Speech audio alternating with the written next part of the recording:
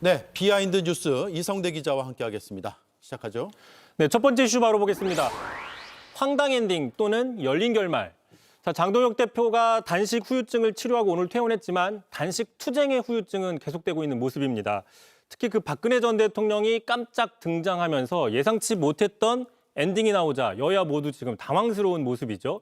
자, 우선 여권에서는 홍익표 신임 정무수석이 원래 방문하려고 했지만 박근혜 전 대통령이 방문한 뒤에 무산됐다라는 이야기가 나오기도 했습니다. 예, 박 전 대통령이 국회에 올 거라고는 그 누구도 생각을 못했을 것 같아요. 그렇습니다. 예를 들어 마치 그 드라마 마지막 회가 어떻게 끝날지 관심이 있었는데 알고 보니 이게 다 꿈이었다거나 갑자기 모든 사람이 착해지는 금 마무리하는 엔딩이다라는 지적도 나오고 있고요. 그러다 보니까 야권에서도 특히 국민의힘과 특검을 공조했던 개혁신당에서도 이거는 설명이 필요하다라고 주장하고 있습니다. 들어보시죠. 예. 박근혜 대통령의 출연이라는 특이한 형식으로 종결됐기 때문에 이 판에 박근혜라는 카드로 종결을 했으니 공조를 이어가고 싶다면은 어떤 개연성이었는지 또 앞으로 어떤 생각으로 그렇게 종결한 것인지는 설명하지 않을까.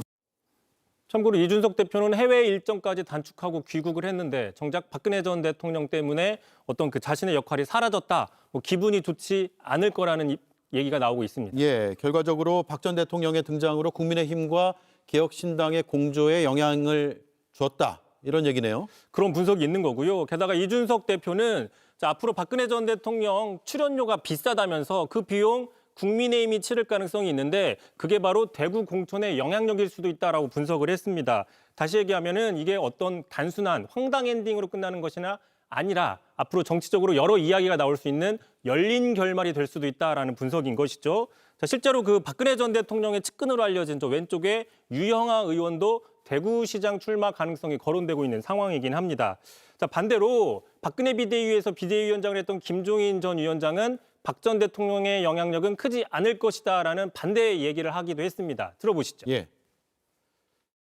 박근혜 대표께서 왜 난 등장을 했는지도 난 이해가 가질 않는데 별로 정치적으로 큰 의미가 없다고 나는 봐요. 박근혜가 그만큼 보수를 결집시킬 수 있는 지금 여력이 없어요. 그러니까 열린 결말이 아니라 그냥 황당 엔딩이다라는 얘기입니다. 네, 다음 이슈는요. 자, 두 번째 이슈 보겠습니다. 겸손은 힘든 것인가? 자, 김문석 국무총리, 총리로서는 40여 년 만에 처음 단독으로 미국 외교를 마치고 오늘 귀국했습니다. 자, 그런데 앞서 김어준 씨 측에서 서울시장 여론조사에 포함시키면서 총리실에서는 금도를 넘었다 강력하게 반발했다고 저희가 보도해드린 바가 있었는데 네. 이 미국에서도 이 사안이 크게 이슈가 됐습니다. 직접 들어보시죠. 벤치 얘기하다가 국내 얘기하시니까 한국말이 잘 생각이 안 나가지고 서울시장에 나갈 의사가 없어서 포함시키지 않았으면 좋겠다는 얘기는 누차 했던 이야기인데 또 그런 경우가 있어서 더 이상 안 했으면 좋겠다 하는 차원에서 이야기한 거고요. 예. 그러면 여론조사를 한 쪽에서는 추가로 입장이 나온 게 있나요? 일단 그 김어준 씨는 오늘 이 김민석 총리에 출마하지 않음에도 불구하고 여론조사에서는 존재감이 크게 나오고 있고 자, 선거 때는 그런 존재감이 지지층에 안도감을 준다 이런 식으로 설명을 했습니다. 자, 그런데 이 논리대로면 여론조사의 목적이 여론의 정확한 측정이 아니라 지지층에 안도감을 주는 것이냐라는 반문이 나올 수도 있다라는 지적이 있고요. 어쨌든 김어준 씨는 앞으로도 본인이 알아서 하겠다고도 덧붙였는데 들어보시죠. 그거는 제가 알아서 할게요. 이 빼달라고 요구하는 것도 자유고 넣는 것도 이쪽이 결정할 일이에요. 후보가 원하는 대로 해줘야 됩니까? 그럴 수도 있고 아닐 수도 있어요. 여론조사 기관이 판단하는 겁니다. 각자 자기 할 일 하는 겁니다. 근데 저는 이유가 있다 이거죠. 그걸 출마를 막으려고 했다는 이런 건 말도 안 되는 소리고. 예, 일반적으로 당사자가 빼달라고 하면 빼는 게 관례인가요? 어떻습니까? 그렇습니다. 말 나온 김에 보통은 빼주는 게 관례긴 한데 빼달라고 했지만 받아들여지지 않은 경우도 있습니다. 아, 그래요? 가장 최근이었는데요. 지난 22년 대선 직전에 홍준표 전 대구시장이 한국갤럽에서는 공정하지가 않다면서 자신의 이름을 빼달라고 한 적이 있지만 받아들여지지가 않았습니다.